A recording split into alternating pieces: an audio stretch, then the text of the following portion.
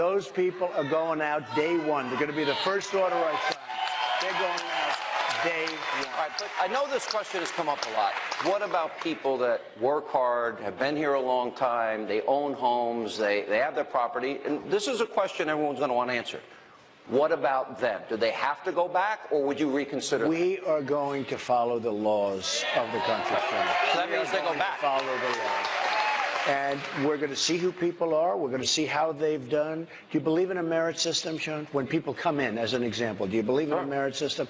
One of the things that's very unfair with leaving people is that you have years and years of people waiting online. They've gone through a process, and they filed legally. They filed, and they're great people in some cases. I guess in some cases, maybe not.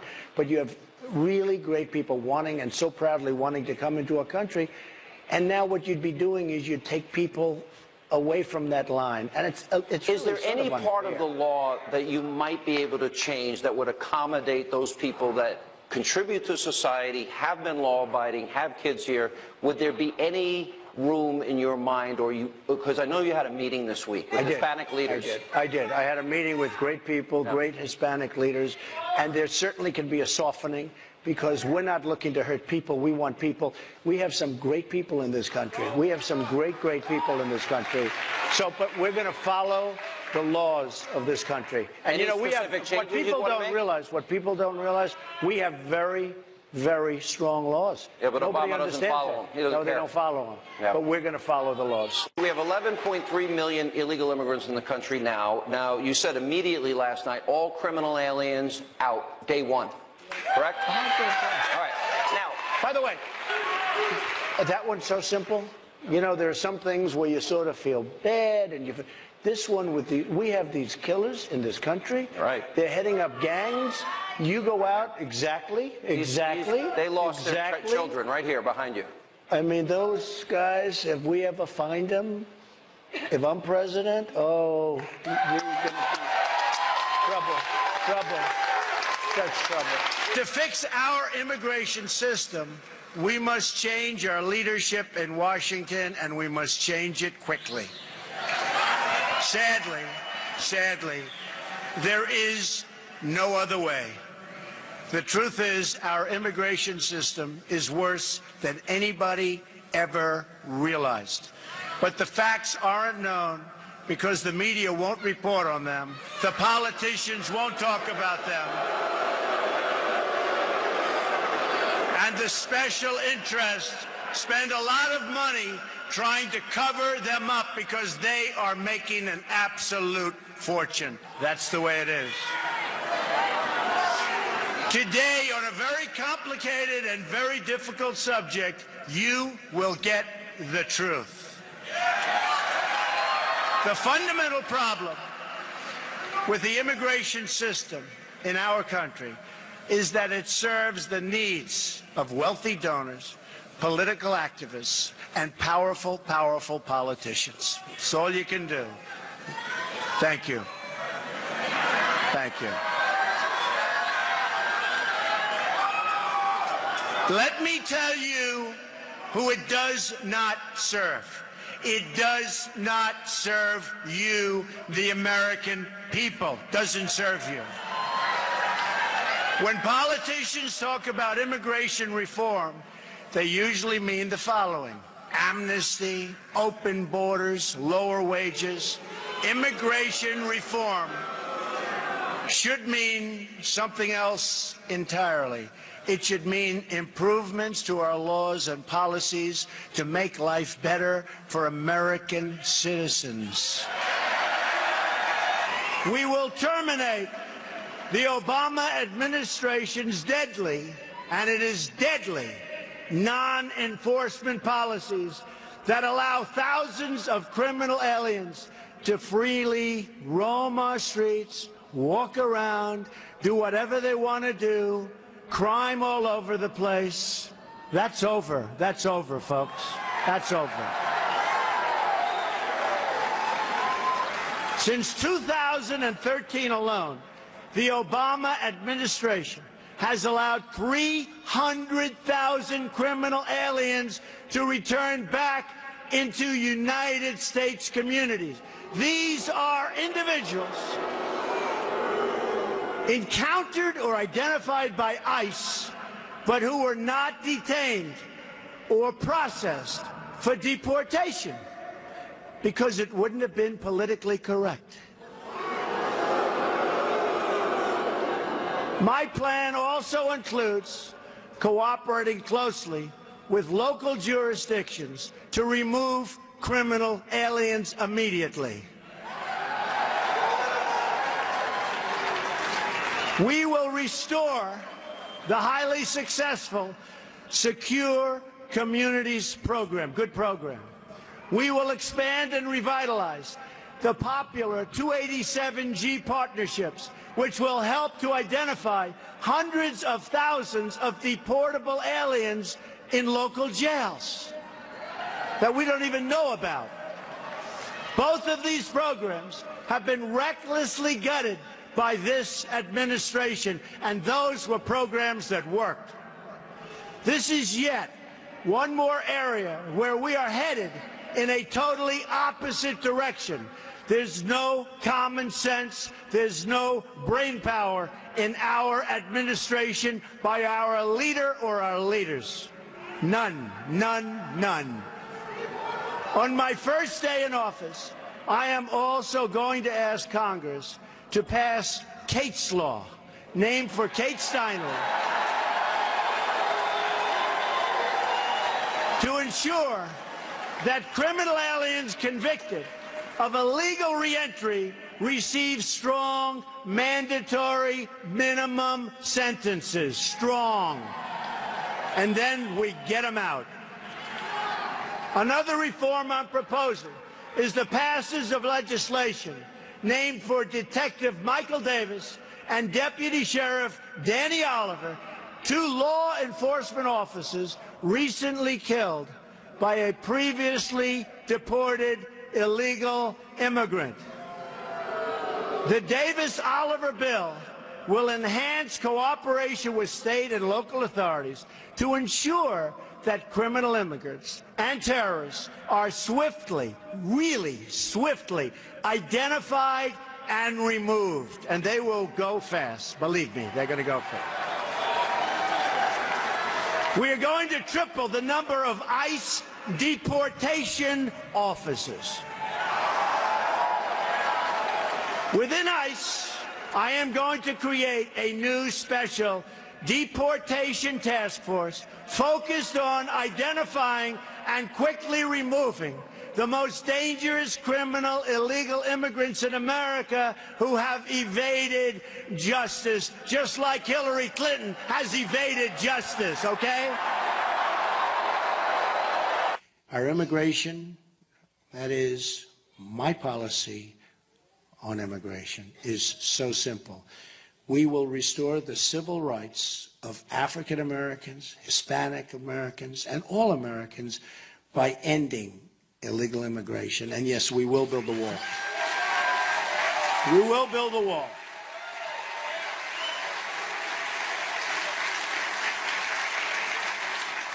And we're going to stop the inflow, the massive inflow of drugs, which is coming into your community more than any community, but coming into your community and poisoning our youth and poisoning many other people, but poisoning our youth.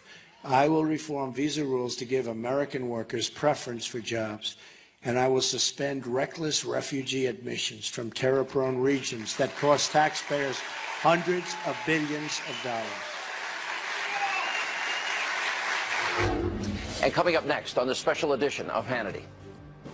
If we don't act, the damage will be irreversible. We're going to act.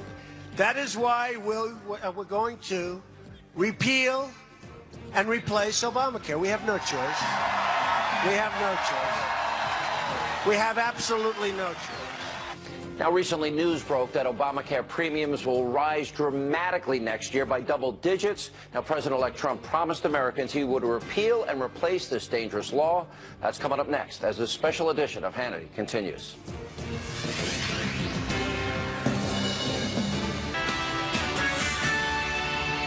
Live from America's News Headquarters, I'm Kelly Wright. Good evening. Here's what's happening. Japan's Prime Minister Shinzo Abe meets with President Obama tomorrow at the USS Arizona Memorial.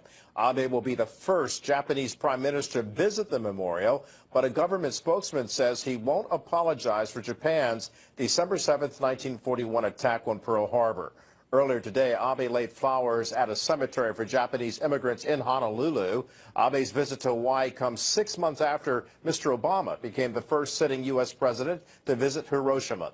The Philippines is cleaning up from a powerful typhoon that slammed the northern part of the country. Typhoon Nocten killed at least 6 people. More than 380,000 people were forced to celebrate Christmas in emergency shelters. 5 provinces remain without power. I'm Kelly Wright. Back now to Hannity.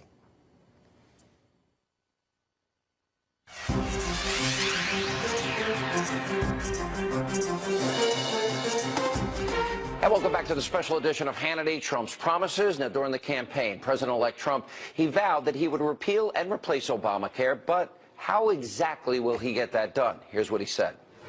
You made a promise to release the names so people would know your judicial philosophy. Right. You're making a promise to balance the budget. You're making a promise to build the wall.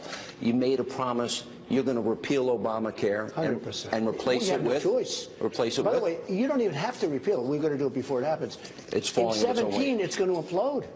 And in fact, on November 1st, new numbers are coming out, right before the election. They're trying to change the date. They want to make it after the election. And it's going to show the increase necessary to sustain Obamacare. And it's going to be massive. Everyone's talking about it. Are these promises? Don't let anybody change that date. And you want to replace it with health savings accounts, maybe? Yes, but there's so many other things. Just so you understand, once we get competition going with free enterprise, where the insurance companies actually have to go and compete instead of having states as a monopoly, you get rid of the borders, you get rid of the lines, right, where they can't go outside.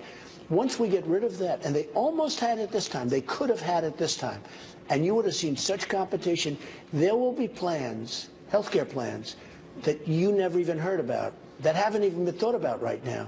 There will be such competition. It'll be a beautiful thing. The numbers will go way down. First of all, Obamacare is no good.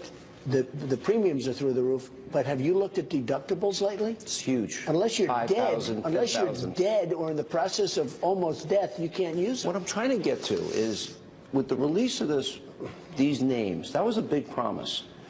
Balancing a budget is a big promise. Building a wall is a big promise. Repealing Obamacare is a big promise. I understand you're giving a speech next week on energy independence. Right. That's a big promise. In North Dakota. Building our military, taking care of our vets, those are big promises. Ending Common Core. So my question is, on those agenda items that you have told me about in our interviews, how rock solid are those promises for the people that may be on the fence, that want to know you're going to do those things? I want to get it all done. You want to get it all done? Our military, I saw a show the other day where our fighter planes are so old that they go to junkyards to get parts. They call them graveyard, airplane graveyards, to take parts off old planes that haven't been flown in 25 years. They're taking parts off these planes and trying to put them on and fix them on our fighter jets. We are really in trouble. Let's talk about Obamacare. You've talked about eliminating it. You talked about portability, pre-existing conditions, and health care savings accounts. Do you believe health care savings accounts is the antidote?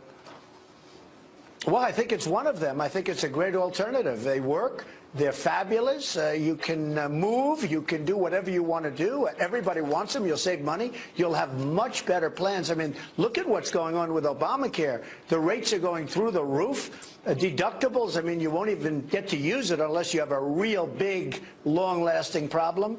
No, it's certainly one method, and there are many, by the way, Sean. You know, I know you always mention that, but there are many methods. Yep. But they'll all be better. And you don't have to be limited to one or two. We can use other methods. But people will be paying a lot less money. Sean, they'll be paying a lot less money for a lot better care. I will ask Congress to convene a special session so we can repeal and replace.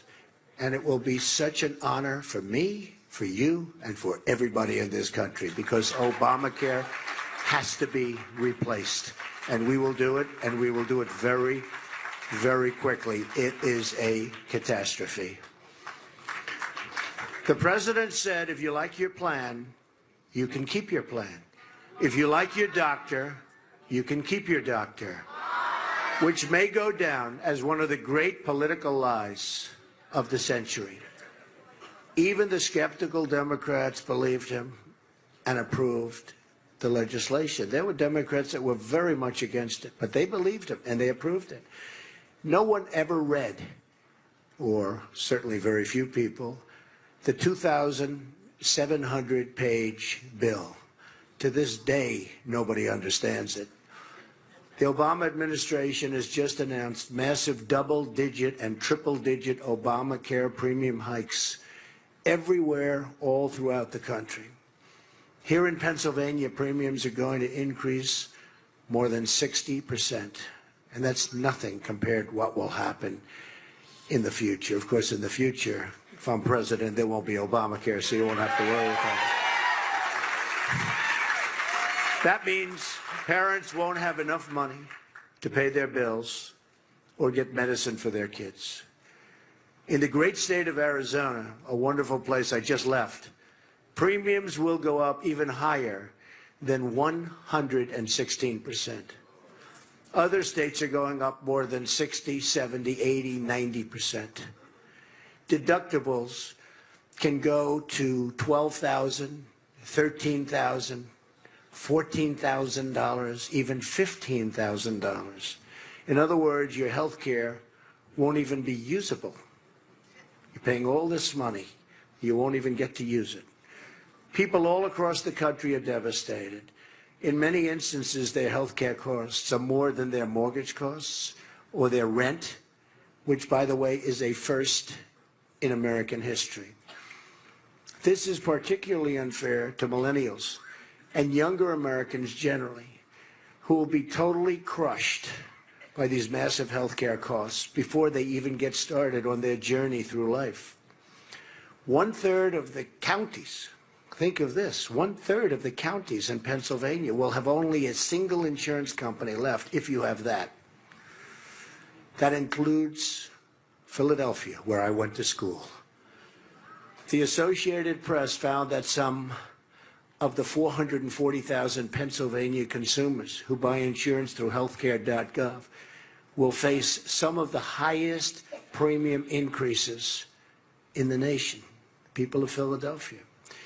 Insurers are leaving, premiums are soaring, doctors are quitting, companies are fleeing, and deductibles go through the roof.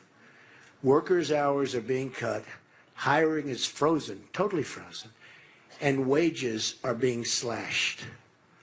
Obamacare means higher prices, fewer choices, and lower quality.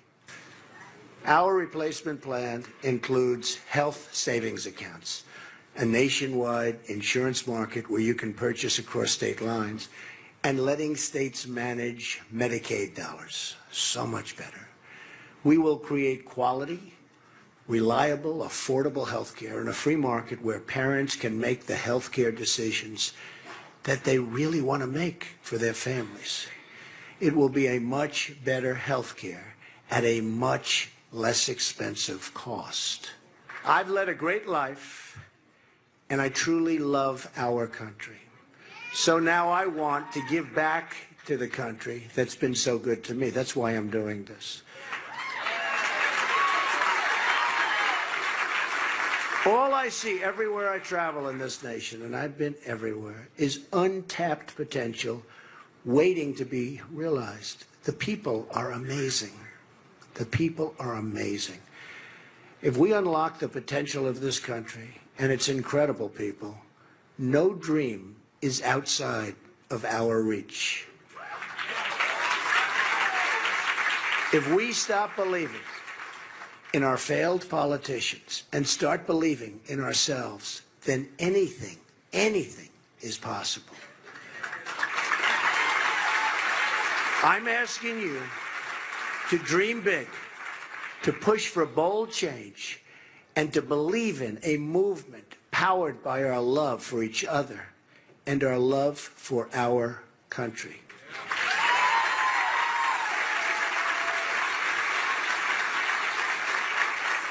That is how we will truly make America great again.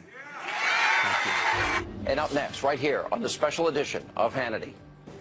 My number one priority is to dismantle the disastrous deal with Iran. I know deal making, and let me tell you, this deal is catastrophic for America, for Israel, and for the whole of the Middle East. Donald Trump, he did not mince words on the campaign trail about some of President Obama's foreign policy failures. So what will Donald Trump do once he's inaugurated in January? That and more on the special edition of Hannity. Trump's Promises continues.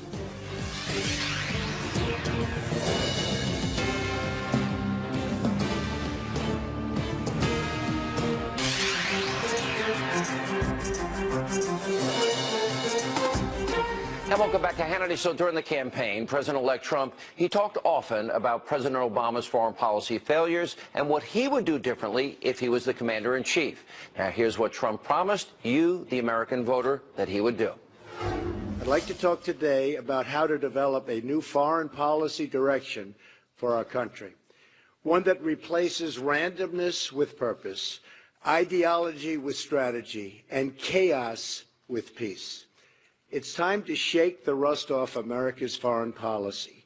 It's time to invite new voices and new visions into the fold, something we have to do. The direction I will outline today will also return us to a timeless principle. My foreign policy will always put the interests of the American people and American security above all else. Has to be first. Has to be. That will be the foundation of every single decision that I will make. America,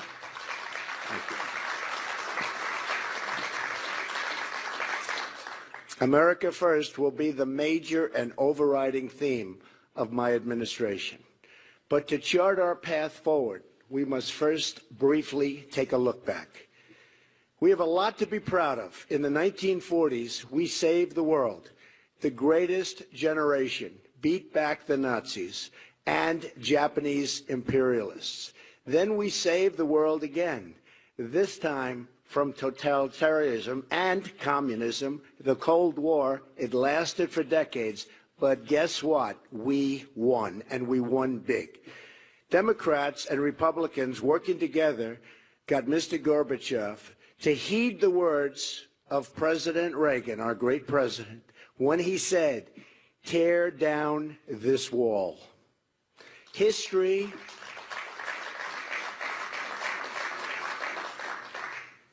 will not forget what he did. Very special man and president. Unfortunately, after the Cold War, our foreign policy veered badly off course. We failed to develop a new vision for a new time. In fact, as time went on, our foreign policy began to make less and less sense. Logic was replaced with foolishness and arrogance, which led to one foreign policy disaster after another. They just kept coming and coming. We went from mistakes in Iraq to Egypt to Libya to President Obama's line in the sand in Syria. Each of these actions have helped to throw the region into chaos and gave ISIS the space it needs to grow and prosper. Very bad. It all began with the dangerous idea that we could make Western democracies out of countries that had no experience or interest in becoming a Western democracy. We tore up what institutions they had, and then were surprised at what we unleashed. Civil war, religious fanaticism, thousands of Americans and just killed, lives wasted, horribly wasted. Many trillions of dollars were lost as a result. The vacuum was created that ISIS would fill.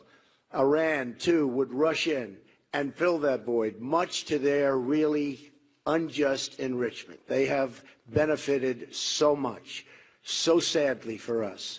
Our foreign policy is a complete and total disaster. The situation is likely worse than the public has any idea. A new congressional report reveals that the administration has downplayed the growth of ISIS, with 40% of analysts saying they had experienced efforts to manipulate their findings. They're trying to make it look much better than it is. It's bad. At the same time, ISIS is trying to infiltrate refugee flows into Europe and to the United States. Iran, the world's largest state sponsor of terrorism, is now flush with $150 billion in cash released by the United States. Plus, if you remember from 2 weeks ago, another $400 million in actual cash that was obviously used for ransom. Worst of all, the nuclear deal puts Iran, the #1 state sponsor of radical Islamic terrorism, on a path to nuclear weapons. In short, the Obama-Clinton foreign policy has unleashed ISIS, destabilized the Middle East, and put the nation of Iran, which chants death to America, in a dominant position of regional power and, in fact, aspiring to be a dominant world power. This is my pledge to the American people. As your president, I will be your single greatest champion. I will fight to ensure that every American is treated equally, protected equally, and honored equally. We will reject bigotry and hatred and oppression in all of its many ugly forms and seek a new future built on our common culture and values as one American people. Only this way will we make America great again and safe again for everyone. Thank you very much. God bless you. Thank you. And up next, right here on Hannity. And appoint justices of the United States Supreme Court who will uphold and defend the Constitution of the United States. President-elect Trump, he promised that he would appoint originalist justices to the Supreme Court. It was a topic we spoke about often. That's coming up next as the special edition of Hannity, Trump's Promises, continues.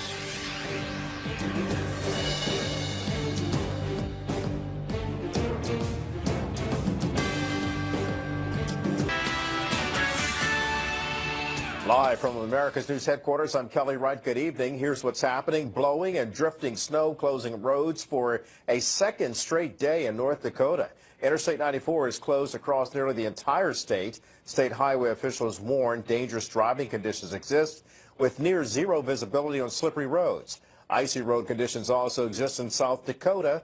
The storm also causing widespread power outages in the Dakotas, Nebraska, and western Iowa.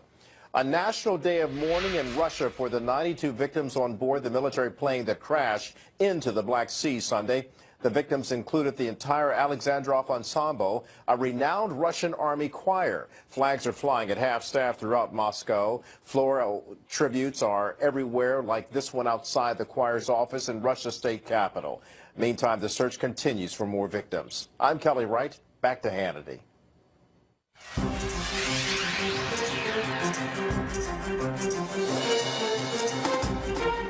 And welcome back to the special edition of Hannity, Trump's Promises. Now, during the campaign, Donald Trump said he would appoint originalist justices to the Supreme Court, people like Antonin Scalia and Clarence Thomas, who actually believe in the Constitution, co-equal branches of government, and separation of powers. Now, the president-elect even released a list of people that he would choose from. So here's what he said. Today was a very big day. You have a list of names. I do. And you had talked to me for a while now about releasing these names.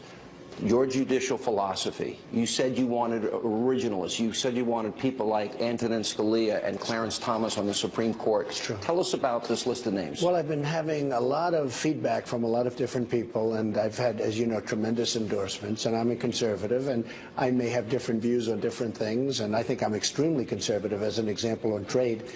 But a conservative would say I'm not, because I don't necessarily believe only in free trade. You know what I believe on trade is good deals for the United States. Fair trade. Well, somebody said to me, what is your view on trade? I said, my view is good deals for the United States. It's a very simple view. And if you can call it conservative, call it whatever you want. But so with the judges, they were saying, well, what happens if he appoints the wrong judges? And what we did, and I just have it, we just took a list of judges, and I thought what I would do is put this forward, and this would be the list that I would either choose from or pick people very close in terms of the spirit and the meaning of what they represent. And of course, Justice Scalia is mentioned in here as right up front as being just one of our great judges and one of our great justices. This is your judicial philosophy. Yes, that's right. You know, one of the things I think people would question, I had interviewed you a lot during this process, and you gave me very specific things. And one of the top things I would ask you often is your judicial philosophy. And you mentioned, as I said, Scalia and Thomas. They are what we call originalists, right, constitutionalists. Correct. You are a constitutionalist. Correct. Correct. And I'm also, I want high intellect. I want great intellect. These people are all of very high intellect. They're pro-life. And so that's my list. And we are going to choose from, most likely from this list, but at a minimum, we will keep people within this general realm. And again, I have a lot of people that are conservative that really like me, love everything I stand for, but they really would like to know my view, because perhaps outside of the defense of our country, perhaps the single most important thing the next president is going to have to do is pick Supreme Court justices. This will have an impact for generations to come. Oh, generations. And I would say, if Hillary Clinton, who is doing very poorly in this whole rigged system that, that Sanders happens to be in, but if Hillary Clinton, for some reason, wins, your country will never be the same, because she's going to put disasters on the Supreme Court. So these are these are the names. This is interesting, because I think there might have been some people. I've talked to people on the radio show, and some people said, well, Donald Trump's a recent convert to conservatism. And I asked you very specific questions. For example, you know, you say you want a balanced budget. You actually told me once it's immoral to steal from our kids. Well, I do want a balanced budget, and we could do it a lot quicker. I mean, I've heard people say, we'll balance the budget within 20 years. I'm saying, 20 years? What are you talking about? I do want a balanced budget. And you have to understand, I was born in New York, and I really started my business, you know, I was in Brooklyn and Queens with my father, but I moved to Manhattan, and I started doing very, very well in Manhattan. And if you look at the statistics on Manhattan, whether you know, like them or don't like them, it's very liberal, it's very Democrat, and I think that, you know, probably a lot of people feel because I come from essentially Manhattan, I would be that way. And I wanted to put this list out because I wanted to quell any fears that people may have. I mean, this is a list of people that I got them from people I most respect. And you vetted each one. You almost did it like a job interview. Well, I vetted, but to a much greater extent, the Federalist Society vetted and has tremendous respect. Heritage has looked at it, who I have great, great respect for. And I know Senator Sessions has brought the names around to different people in the Senate, and people have seen the list. And up next, right here on the special edition of Hannity. Ethics reform will be a crucial part of our 100-day plan as well. We're going to drain the swamp in Washington, D.C. You will see. President-elect Trump, he promised voters he would drain the swamp in Washington. So how will he do it? That's next as the special edition of Hannity. Trump's promises continues.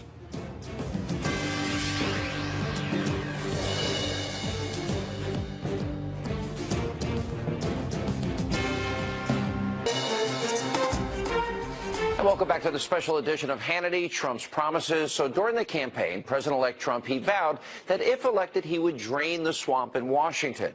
In his contract with the American voter, Trump promised that he would propose an amendment that would put term limits on members of Congress and that he would reduce the influence of special interests. Here's what he said about this topic. Sean, you have seen things, and I've seen things, and I've been going through things. Nobody could imagine that this could happen in the United States. Nobody can even imagine it. But I'll tell you what, we're going to win the election, and we're going to clean out the swamp. You know, I'm using the expression, we're going to drain the swamp of Washington, D.C. It is a swamp of absolute corruption. It's absolutely corrupt. and we're going to drain the swamp. We'll see what happens. We're going to drain it, but we're going to win. We have such enthusiasm. And you saw what, I just left this rally 2 minutes ago. In fact, I'm sitting in a room that's about 200 degrees. I've never seen it. It's like a steam room. I know you love that. And no, it's just wonderful. But I'll tell you what, at least you're on the side of exposing some of this stuff. The press doesn't want to do it. It's incredible what's going on in the country. Ethics reform will be a crucial part of our 100-day plan as well. We're going to drain the swamp of corruption in Washington, D.C. Drain the swamp.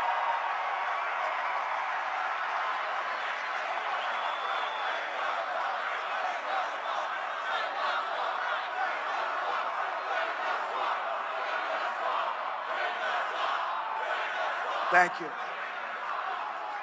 I will impose a 5-year ban on executive branch officials becoming lobbyists and a lifetime ban on officials becoming lobbyists for a foreign government. Change is not going to be easy. I am going to need you to fight as hard for these proposals as you fought for this great campaign of ours. We are going to need our government and this movement to be more engaged and more vigilant than ever before to help us accomplish the reforms and overcome decades of stalemate and gridlock. We're going to get it done, folks.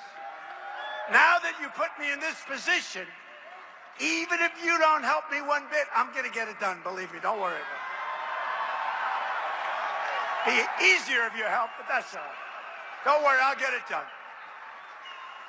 Importantly, we are all going to have open arms, and we're going to invite everyone from all political persuasions to join our movement to help us achieve our goals for this country: great schools, safe neighborhoods, a thriving economy, and a government that answers only to the people, our people. We are going to have to dig deep, and I know you and I and all of the people working with us are up to the task. There are a lot of people working with us. Every single day, you will be the agents of change. Change for our country, but good change, great change. Americans must ignore the pessimists and embrace the optimism that has always been the central ingredient of the American character. We are the nation that won 2 world wars, that dug out the Panama Canal, that put a man on the moon and satellites all over space. But somewhere along the way, we started thinking small. I'm asking you to dream big again. And bold and daring things for your country will happen once again. I'm asking you to join me in this next chapter of this unbelievable and unprecedented movement as we work toward prosperity at home, peace abroad, and new frontiers in science, technology, and space. I am asking you to... Is that right? Yeah. I love this guy. He's a believer. You are a believer, right? He's a believer. I'm asking you to believe in